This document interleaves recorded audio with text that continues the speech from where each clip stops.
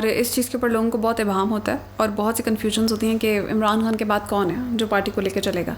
और मैं आपको अब इसके ऊपर बड़ा डिटेल से एक अपना आंसर देती हूँ कि आई थिंक कि इमरान खान के बाद भी पार्टी चलेगी। पहली बात तो ये है कि इमरान खान के पाए का लीडर कोई नहीं है पाकिस्तान में, ठीक है। जितनी उनकी सपोर्ट है पाकिस्तान में, जितना उनका एक प्यार है पाकिस्तानियों का उनके साथ, वो कोई बंदा नहीं है जो उस लेवल को मैच कर सके। इसमें तो कोई शक नहीं। अल्लाह ताला उन्हें लंबी ज़िंदगी दे, हमारे सर पर सलामत रखे, पाकिस्तान के सर पर सलामत रखे, क्योंकि उस बंदे के बाद आई डोंट थिंक कि पाकिस्तान जो है वो ऐसा लीडर उससे दोबारा मिलेगा। लेकिन देन अगेन आप अगर इसके बाद किसी ऑप्शन पे जाना चाहें ना, तो that is not at all Maryam Nawaz और जरदारी और बिलावल और फजल रहमान और एनी वन लाइक दैट, ठीक है। उसके बाद भी अगर PTI ही है, उसी में से ही लीडर्स निकलेंगे। आपको मैं एक रीसेंट एग्जांपल दे देती हूँ कि इमरान खान के दौर में सबसे यंगेस्ट लीडर जो है वो मुराद सईद रहे, ठीक है। और मुराद सईद के साथ शायद और भी हों, maybe I am wrong, लेकिन मुराद सईद ने जिस तरह से परफॉर्मेंस दिखाई अपनी मिनिस्ट्री में, वो भी तो उससे पहले कोई एक्सपीरियंस नहीं रखते थे, ठीक है। तो उनका भी कोई एक्सपीरियंस नहीं था सच एज अ मिनिस्टर, लेकिन उनकी जो मिनिस्ट्री ने काम दिखाया, सबसे बेहतरीन अवार्ड उन्हें मिला के उनके दौर में जो उन्होंने काम किया अपनी मिनिस्ट्री, टैक्स कलेक्शन और बाकी दूसरी, और वो दैट्स रिमार्केबल। तो वो आपके सामने एक एग्जाम्पल है, ठीक है। आपको लीडर्स इसी तरह इमर्ज होते हैं और सिचुएशंस में इमर्ज होते हैं, ठीक है। आपको लीडर बने बनाए नहीं मिल जाते, कोई फैक्ट्री कारखाने से नहीं निकलते। Different situations and hard situations जो हैं वो लीडर्स बनाती हैं, वो लीडर्स इमर्ज करती हैं। तो अल्लाह ना करे, खुदा ना खास्ता ऐसी कोई सिचुएशन होती भी है तो लीडर्स मिल जाएंगे। लीडर इसका रास्ता बिल्कुल ये नहीं है कि आप मरीम नवाज़ या जरदारी या उन लोगों को ट्राई करें जिनके ट्रैक रिकॉर्ड आपके सामने। और मुझे ये बात की गई कि माई वेरी क्लोज बट बहुत बड़े जर्नलिस्ट है, वो कहते हैं देखिए यहाँ पे ना पाकिस्तान में मसला ये है कि ये एक पॉलिटिकल डायनेस्टी जो है लोग उसे बाय करते हैं। मरियम है या बिलावल है, लोग जो है वो उनकी माइंड सेट ये है कि वो इसके, अगर ये बात सच हो तो आज इमरान खान का नाम ना होता, क्योंकि वो किसी भी पीछे बाप दादा की विरासत से पार्टी नहीं लेके आए, ठीक है। उन्होंने 25-26 साल और ना ही उनकी फैमिली में आगे ये वाला जो है ट्रांसफर होता नजर आता है। उनके तो बेटे सियासत से बिल्कुल आउट है। तो अगर ये बात होती, पाकिस्तानीज़ को आप लोग इतना ज़्यादा कमतर ना समझें कि वो जो है अपनी उनकी सेंस नहीं है। आज पाकिस्तानीज़ खड़े इमरान खान के साथ इसलिए क्योंकि उन्हें वो तंग आ चुके हैं इन पॉलिटिकल माफियाज से, इन लोगों से जो इन्होंने जारादारी बनाई हुई है, मोनोपोली बनाई हुई है कि पॉलिटिक्स इनके जो कायद-ए-आज़म इन्हें विरासत में देके गए थे। नहीं, तो ये इमरान खान की जो पार्टी है उसमें बहुत से लोग ऐसे हैं जो कि आगे लीड कर सकते हैं। दे हैव दिस माशाल्लाह, उनके अंदर वो एनर्जी है, उनके अंदर वो एक कहा जा सकता है कि काबिलियत है, ठीक है। तो आई सी अ लॉट ऑफ पीपल, और इंशाल्लाह पाकिस्तान के लिए अगर आप बेहतर चाहते हैं तो you need to find new people, you need to find big people, ठीक है। उसका ये बिल्कुल सोल्यूशन नहीं है कि आप बाप दादा की विरासतों को आप पाकिस्तान। और देखा जाए तो खान साहब ने इतना शऊर पैदा कर दिया है कि अब जो नई नस्ल है वो एक नए अंदाज से सोचने लग पड़ी है। अब वो अपने हकूक़ पे बात करती है, और अब कुछ दोबारा ऐसा हुआ तो यकीनन इसी आवाम में से कई इमरान खान उठेंगे, ऐसा ही। और उम्मीद है कि अल्लाह अच्छा वक्त लाएगा और जो भी आए इस मुल्क के लिए बेहतर हो। बिल्कुल। और इमरान खान ने इस कौम को उस लेवल पे खड़ा कर दिया है कि जहाँ पे उसे अपना आप आज नज़र आ रहा है। अच्छा, इसमें देखा जाए तो इमरान खान की तारीफ़ उनके जो क्रिटिक हैं वो भी करते हैं, जितने लोग उनके मुखालिफ हैं वो भी अपनी जगह कहते हैं बंदा ठीक है। अच्छा, बंदा ठीक है, फिर भी अगर उनकी मुखालफत करते हैं, ये समझ मुझे भी नहीं आती कि मानते आप भी हैं। यानी मैं अक्सर देखती हूँ जितने भी PDM जमाते हैं, उनके जो रहनुमा हैं, उनसे अपनी जगह बात की जाए, पूछा जाए तो वो इमरान खान के ख़िलाफ़ बात नहीं करते, कहते हैं वो ठीक है। पर मेरा सवाल वहीं पे आकर रुकता है कि अगर वो ठीक है और आप ये मानते भी हैं तो फिर आप उसके अगेंस्ट क्यों हैं? ये आपको भी पता है, मुझे भी पता है कि वो क्यों अगेंस्ट है। बहुत सी अपनी एक इंसान की होती है, एक तो एफिलिएशंस होती हैं, उन्हें नहीं छोड़ा जा सकता। बहुत से लोगों को वो चीज़ मार जाती है कि आप किसी के एहसान तले दबे होते हैं तो आप उसे इनकार नहीं कर सकते। फिर आपके अपने मफादात होते हैं जिनको आप इनकार नहीं कर सकते। तो कुछ लोगों को लत होती है बहुत ज़्यादा लग्जरियस लाइफ की, वो उसको इनकार नहीं कर सकते। बहुत से इंसान के वीक पॉइंट्स होते हैं जिन्हें इनकार करना मुश्किल होता है। तो फिर तो ये बड़ी ज़रूरत वाली बात है कि जो लोग इन चीज़ों को इग्नोर करके और हक सच की राह पर चलना चाहते हैं वो बहुत डेयरिंग लोग होते हैं। They are the strongest people. Exactly. और अरशद शरीफ जो है वो हमारे सामने एग्जाम्पल है कि उसने अपनी जान कुर्बान कर दी, और लेकिन उसने पाकिस्तान की सॉवरेनिटी कुर्बान नहीं की। उसके ऊपर उसने वो इमरान खान के लिए नहीं खड़ा था, वो पाकिस्तान के लिए खड़ा था, और वो ये बात करता था कि मेरे पाकिस्तान के साथ ज्यादती हुई है। तो ऐसे भी तो लोग हैं ना जो आज भी खड़े हैं। आज क्या कुछ हो रहा है लोगों के साथ। बिल्कुल, let's hope for the best कि जो भी हो पाकिस्तान के लिए अच्छा हो। अच्छा, मुझे ये बताएं अनम, अब इस फील्ड में चूँकि आप काफ़ी अरसे से हैं तो डिफरेंट एरियाज़ में कवरेज के लिए भी जाना पड़ता है। काफ़ी जो मैसी एरिया है, कोई एहतजाज हो रहे हैं, शेलिंग हो रही है। आप भी बनी गाला के दिनों में जब खान साहब की गिरफ्तारी का जो है वो मामला पेश आ रहा था तो रात भी वहीं पर आप लोग बाहर सड़क पर आप लोगों ने गुजारी, इतने लोग थे। तो मुख्तलिफ़ किस्म के हालात व वाक़यात में मुख्तलिफ़ किस्म के एक्सपीरियंसेस होते हैं बंदे को। तो कोई ऐसा लाइफ का एक्सपीरियंस, कोई एक ऐसा जो आपके लिए बहुत ही मतलब अब भी मेमोरेबल हो, याद करती हो तो उस पर प्राउड फील होता हो, या कोई एक ऐसा जिस पे आप भी कहती हूँ यार मैं यहाँ क्यों आ गई? ये एक्चुअली आपने जो बात की है ना, मुझे वही मेरा एक बहुत मेमोरेबल एक्सपीरियंस है, जिसमें बनी गाला पे उन्हें खान साहब को अरेस्ट करने की बात चल रही थी और हम बनी गाला कवरेज के लिए पहुंचे थे। और मुझे अपनी भी एक पर्सनल अफिलिएशन की वजह से मुझे बड़ा धचका लग रहा था कि इमरान खान साहब को अरेस्ट नहीं करना चाहिए। तो मैं वहाँ पे एज अ सपोर्टर पहुंची थी और साथ ही एज अ व्लॉगर भी थी कि मैं लोगों के ओपिनियंस लूँ। तो वो जो थी ना रात, वो हमेशा मुझे याद रहेगी।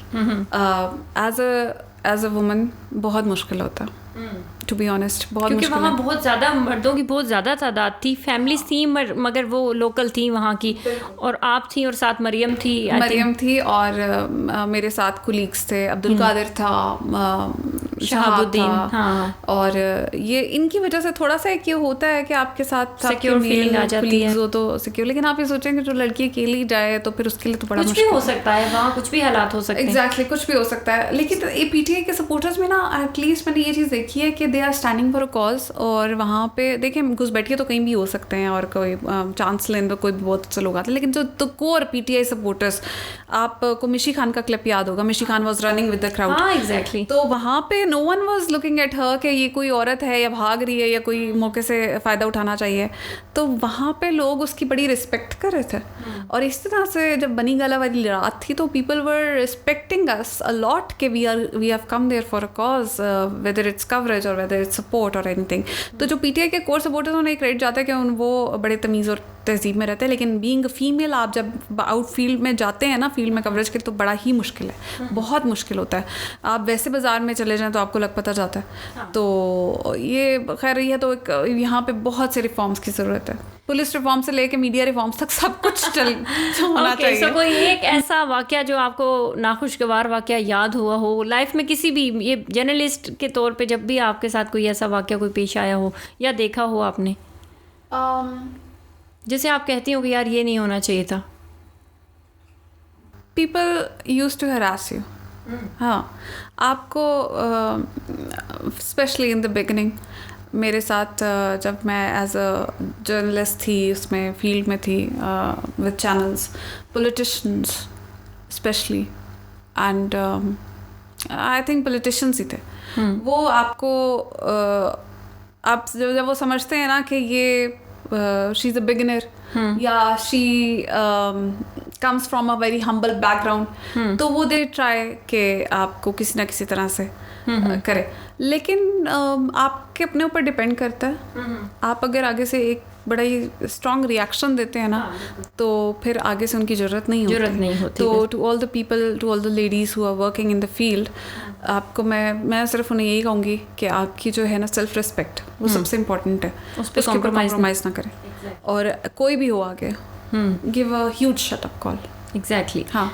मैंने बहुत से लोगों को दी है, आई वुड नेम देम, मैंने बहुत से लोगों को शट अप कॉल मौके पे देनी होती है, मौके पे देनी होती है, हाँ। बगैर ये सोचे समझे कि ये माइंड कर जाएगा। उसमें उसका माइंड होता तो ऐसी हरकत ही ना करता, ऐसी बात ही ना करता। और मैं तो ये समझती हूँ कि जैसे ही आपको लगे, अल्लाह ने ना औरत को एक ऐसी हिस्स दे रखी है कि वो मर्द की नज़र पहचान जाती है। ऐसा ही है, नज़र पहचान जाती है। तो वो फ़ौरन उसको, और जब आप शट अप कॉल देते हैं ना, तो बहुत से केसेस में ऐसा भी देखा है कि वही आपका बेस्ट सपोर्टर भी बन जाता है कि नहीं यार ये वैसी लड़की नहीं है। और ये है, हाँ, मतलब मैं आपको ये बात, तो ये आपने बड़ी अच्छी बात की है 100% कि जो लोग आपको दे ट्राई यू, कि अगर आप उस तरफ जा रहे हैं तो चलो ठीक है, लेकिन जब आप नहीं जा रहे हैं ना तो the same people are going to respect you कि नहीं she is not the one.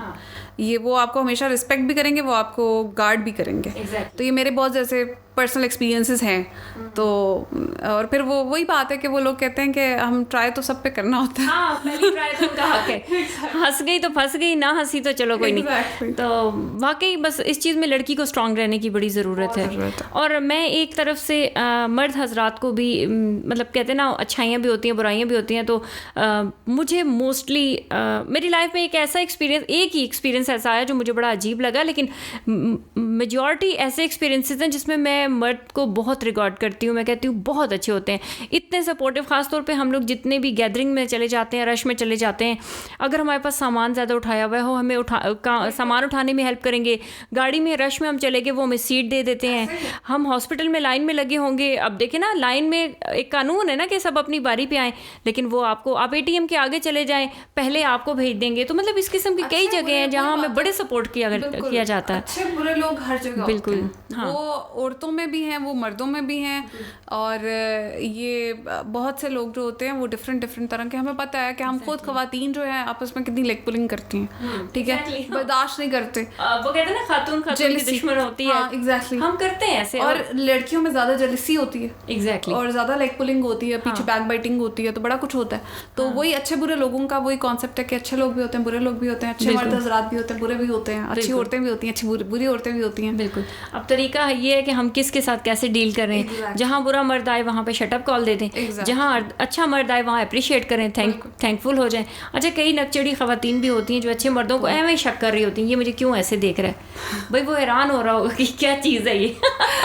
ऐसे भी हो सकता है, मतलब इतना भी नकचड़ा नहीं होना चाहिए कोई। ये खैर साइकोलॉजिकल इश्यूज होते हैं, तो खवातीन में अक्सर होते हैं। अच्छा, अक्सर मैं जब मर्दों के हकूक़ पे बात कर रही होती हूँ, मतलब मर्दों की तारीफ़ में बात कर रही होती हूँ, तो लोगों का कहना होता है तुम मर्दों के हक़ में बड़ा बोलती हो। तो लेकिन ऐसा नहीं है। मैं समझती हूँ कि अगर उनकी कॉन्ट्रीब्यूशंस को देखें ना तो बहुत ज़्यादा है। अब चाहे वो हमारे घर के पहले मर्द हमारे लिए, हमारी ज़िंदगी में हमारे वालिद होते हैं, हमारे भाई होते हैं, फिर शादी हो जाए तो हमारे हस्बैंड होते हैं, तो इसी तरह आगे चलते रहे। हमारा बेटा, हमारी फैमिली से बाहर निकले जो बाहर के मर्द हैं वो भी हमें बहुत सपोर्ट करते हैं। सो ये इनकी सपोर्ट से एक बड़ा प्यारा सा मुआशरा बनता है, जिसकी वजह से हम आगे बढ़ते हैं, हम ग्रो करते हैं। Salma, it's all about the upbringing. हाँ, ये आपकी जो तरबियत होती है ना, बहुत मैटर करती है। एग्जैक्टली। और कुछ चीज़ें होती हैं उसके लिए इंसान को खुद फाइट करना पड़ता है, लेकिन मैं कहती हूँ माएँ जो होती हैं ना, वो अगर अच्छे बेटे पैदा करें ना, तो आपका मुआशरा खुद ब खुद ठीक हो जाएगा। एग्जैक्टली। तो मैं आपको पर्सनली, मैंने आपको बताऊँ, मैंने अपने लिए बड़ा फाइट किया, ठीक है। मैंने अपनी स्ट्रगल्स बहुत है। मेरी माँ का इसमें बहुत बड़ा किरदार है कि she made me a fighter, और शी मेड 3 of us, मेरी दोनों बाकी की जो बहनें हैं वो भी बहुत ज़बरदस्त फाइटर्स हैं in our real life as well. तो वो बात ये है कि मुझे ये माँ का किरदार, अगेन मेरे फादर जो हैं उनका बहुत बड़ा कंट्रीब्यूशन है, आई वोंट डिनाई इट, लेकिन उनको भी स्टार्टिंग में, बिगिनिंग में बहुत सी चीज़ें होती थी जो वो कंफ्यूज होते थे क्योंकि मुआशरे ने उन्हें ऐसा बना दिया। Exactly. मैं उनका फॉल्ट नहीं कहती, लेकिन मुआशरा हमारे इर्द गिर्द जो होता है ना, वो ऐसा बना देता है कि आपकी बेटियों को लेके आप बहुत ज़्यादा, बहुत ही ज़्यादा वो हो जाते हो, सेंसिटिव होते हो, तो आपके अंदर बहुत से डाउट्स होते हैं, तो वो चीज़ है। लेकिन मैं आपको बताऊँ पर्सनली, मैं जो आप बता रही थी कि बड़े अच्छे लोग होते हैं, वो मैं I will give an example of my brother in law. He is a gem of a person. मैंने पहला मर्द देखा है। अच्छा। मैं हमेशा से कहती थी कि नहीं, ऐसे मर्द एग्जिस्ट नहीं करते, लेकिन my brother in law he is very very dear to my heart. अच्छा, मैं बताऊँ, शायद उनके लिए ऐसे वर्ड्स मैं समझती हूँ है ही नहीं जो मैं उनकी तारीफ करूँ। इतने अच्छे, माशाल्लाह, इतनी मेरी बहन को खुश रखा है उन्होंने, हमें इस तरह से करते हैं जिस तरह हम उनकी अपनी बहनें। और मैंने उन्हें देखा और फिर मुझे लगा कि नहीं, ऐसे भी होते हैं मर्द, अच्छे मर्द भी होते हैं, बहुत अच्छे मर्द होते हैं। मैं उनके लिए कोई अल्फाज नहीं मेरे पास, क्योंकि मैं जितना बोलूँगी उनके लिए काम। फिर वही बात आती है, तरबियत मैटर करती है, तरबियत मैटर करती है। उनकी वालदा ने उनकी अपब्रिंगिंग जिन्होंने भी की है उन्होंने पूरा ध्यान दिया है। बिल्कुल। सो माओं के लिए बड़ा इंपॉर्टेंट है कि आप जब बेटों के लिए दुआएं मांगती हैं तो साथ ये दुआ भी मांगें कि अल्लाह तौफीक देना कि इस बेटे को मैं इंसान का बच्चा बना के लोगों के लिए पेश कर सकूं। क्योंकि जब वो आपकी तवज्जो नहीं मिलती, उसको वो निगलेक्ट होता है, या जैसे भी घर के हालात देख के अगर घर से अच्छी उसकी तरबियत नहीं है तो बाहर जाके भेड़िया बनेगा, ऐसा ही किसी की जिंदगी तबाह करेगा, किसी के लिए मुश्किल बनेगा। और घर से अच्छी तरबियत है तो लोगों के लिए आसानियां बांटेगा। ऐसा ही है। तो ये बड़ा ज़रूरी है। अच्छा, तो अनम ये बताएं, मैं आखिर में आपसे ये जानना चाहूँगी, अब तक का जो आपका ये जो कैरियर है, जिसको आपने ख़ुद भी बताया बहुत एंजॉय कर रही हैं, और माशाल्लाह पाकिस्तान के साथ आपकी मोहब्बत भी इतनी अच्छी है, तो जो लोग इस फील्ड में आना चाह रहे हैं तो क्या मोटिवेशन देना चाहेंगी उन लड़कियों को? क्योंकि नॉर्मली मीडिया की फील्ड को इतना इजीली, अब तो खैर ट्रेंड चेंज हो रहा है, लेकिन फिर भी कहीं ना कहीं ऐसा है कि लोग कहते हैं कि मीडिया में जा रही हो तो तुम्हें मुश्किलात का सामना करना पड़ेगा। तो कैसी है ये फील्ड, और कैसे उनको आना चाहिए, और कैसे स्टे कर सकती हैं वो यहाँ पे, कैसे अपनी धाक बिठा सकती हैं? That's a very good question, क्योंकि बहुत से लोगों को इस चीज़ को लेके बहुत प्रॉब्लम्स होती हैं और वो सोचते हैं कि क्या करें, मीडिया के लिए फील्ड जो है इसमें तो बगैर रेफरेंस इंसान नहीं जा सकता। तो ये बात आपकी बिल्कुल ठीक है, रेफरेंस बहुत ज़रूरी होता है मीडिया में एंटर होने के लिए, और मैं भी बिल्कुल रेफरेंस से ही एंटर हुई थी, लेकिन सिर्फ एंटर हुई थी, बाकी सारी चीज़ें मैंने खुद की हैं। और एंटर भी मैं बहुत माइनर लेवल से हुई थी, जैसे I told you I joined as a social media coordinator. तो अब तो इतना आसान है ना सलमा, कि आपके पास एक कैमरा होना चाहिए, आपका एक फ़ोन होना चाहिए, ठीक है। सबसे पहले तो मैं आपको ये बताऊं कि आमिर मतीन साहब, व्हेन आई जॉइंड मीडिया, तो आमिर मतीन साहब ने मुझे कहा था बेटा अपनी एजुकेशन कंप्लीट करो। तो मैंने उसके बाद इनफैक्ट ये चीज़ मैं स्किप कर गई थी कि मैंने साथ में अपनी एजुकेशन भी फिर बाद में कंप्लीट की थी, और then I did masters in international relations privately, लेकिन मैंने वो किया, और अभी मैंने एमफिल भी स्टार्ट करना है, ये मेरे गोल्स में है। तो ये सबसे पहले तो मैं कहूँगी जो लोग करना चाह रहे हैं, आपने प्रॉपर एजुकेशन जो है वो अपनी बिल्कुल उसको कॉम्प्रोमाइज़ नहीं करना, उसको आप हासिल करें, जितनी हो सके करें। प्राइवेटली करना चाहें वहाँ से करें, प्राइवेटली करें, लेकिन आप please have a degree, at least masters. और आप अगर जर्नलिज्म में आना चाहते हैं तो उसमें कर लें, या इससे रिलेटेड कोई भी फील्ड जर्नलिज्म से रिलेटेड जो है उसमें कर लें। तो ये आपने करना है। और दूसरा, आपके पास you just have to have a camera जो आपका मोबाइल फ़ोन में होता है, इजीली अवेलेबल होता है, एंड इंटरनेट। और आप अपनी जो स्किल्स है ना वो यूट्यूब के थ्रू प्रमोट करें। और यूट्यूब इज़ अ प्लेटफॉर्म जो आपको मनवा सकता है। हम लोग जो आज यहाँ बैठे हैं ना, ये यूट्यूब की बदौलत है, ठीक है। और ये जो डिजिटल मीडिया उसकी बदौलत है। If I am sitting here today, I am not sitting here because of my media experience, I am sitting here because of my digital media. Exactly. तो वो जो चीज़ें आपको बना सकते, if you have the skills, आप easily उसे जो है वो कर सकते हैं, उसको आप प्रमोट कर सकते हैं, उसको आप फीचर कर सकते हैं थ्रू डिजिटल प्लेटफॉर्म्स, और आप अपने आप को मनवा सकते हैं। तो आपके लिए कोई मुश्किल नहीं। आज तो मीडिया में आना इज़ वेरी आसान।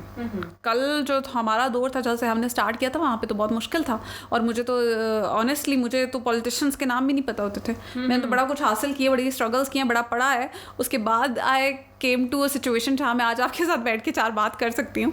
तो ये जो चीज़ें हैं ना, आपको पढ़ाई और आपको अपनी जो आपका स्किल्स हैं उसको डिजिटल मीडिया के थ्रू आप प्रमोट करें, आप पहुँच जाएंगे। अल्लाह ताला आपको पहुँचा देगा जहाँ पे आपने पहुँचना होगा। It's very simple.